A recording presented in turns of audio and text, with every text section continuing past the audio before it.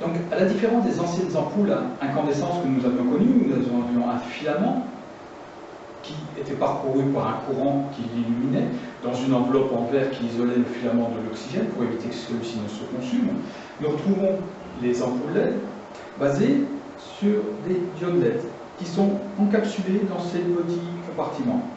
Ici, nous avons 3 minuscules diodes LED. Les diodes LED présentent plusieurs avantages. Leur taille, leur solidité et leur très faible consommation. Celle-ci fonctionne avec seulement quelques volts en continu. C'est-à-dire que pour faire fonctionner une ampoule sur 230 volts, il faut convertir le 230 volts alternatif, ce qui est fait à l'intérieur par un petit circuit électronique, et le répartir sur toutes les LED. À partir de là, on peut fabriquer l'équivalent de toutes les ampoules que nous avions connues précédemment. Réutiliser les culots traditionnels, le E27, le E14, le GU10, le MR16, le G4, et répartir les LED de toutes les façons possibles. Ici, nous avons une ampoule de 13 watts de consommation, ce qui équivaut à peu près à une 100 watts incandescence, et les LED sont répartis sur 360 degrés, d'où un diagramme de rayonnement sur 360 degrés. On retrouve aussi des ampoules beaucoup plus traditionnelles, mais d'aspect beaucoup plus traditionnel, puisque les LED sont situés à l'intérieur, sous la capsule plastique, posée à plat. Donc on retrouve un éclairage à 120 degrés pour une forme spot bien connue. On peut travailler aussi sur des LED beaucoup plus classiques, type spot à broche GU10. On retrouve un diagramme d'éclairement à 120 degrés. Il existe des LED plus concentrés avec lesquels on peut munir de lentilles pour arriver à des faisceaux beaucoup plus étroits, 30 degrés, 60 degrés, 90 degrés, descendre même jusqu'à 15 degrés. Et la LED fonctionnant en continu 3 volts, on peut très bien fabriquer directement des petites ampoules qui travaillent en 12 volts. Donc on retrouve les traditionnelles ampoules G4 de toutes les formes, et il suffit d'augmenter la puissance en augmentant le nombre de LED. Il existe aussi différents types de LED. Celles-ci sont des boîtiers 50-50, 5 mm sur 5 mm, mais on peut avoir aussi d'autres types de boîtiers rectangulaires avec différentes puissances. Ici, nous avons l'exemple d'une ampoule LED qui peut remplacer une ampoule halogène en présentant l'avantage de diriger le faisceau lumineux dans la bonne direction, contrairement à l'ampoule halogène qui le dirige dans tous les sens.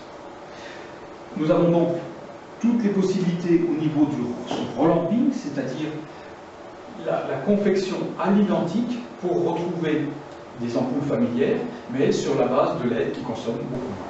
Nous avons ici une application très intéressante des diodes LED. Il s'agit d'un ruban LED qui est placé dans la tranche de ce panneau et qui éclaire un réflecteur de chaque côté, ce qui permet de donner une lumière très homogène sur une très faible épaisseur. Ce type de matériel a été développé pour le milieu industriel et bureautique, dans la mesure où il s'agit généralement de panneaux carrés qui sont placés dans les plafonds suspendus en remplacement de blocs néons.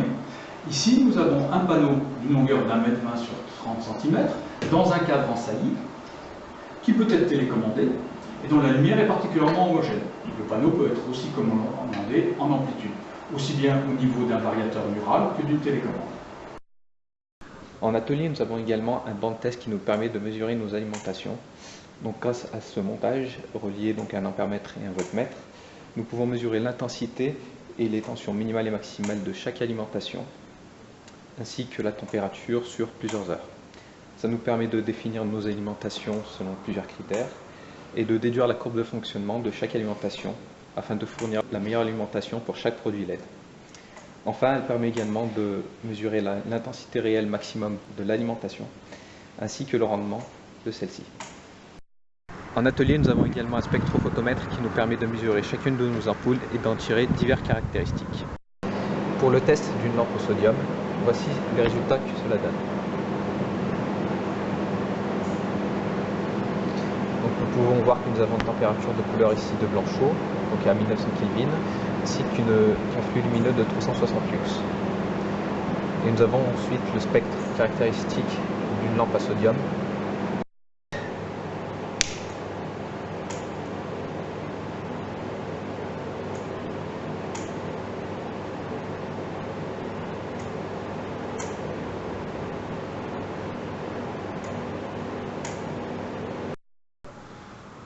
ici, vous pouvez voir le panneau de présentation des rubans de chez Ampultec.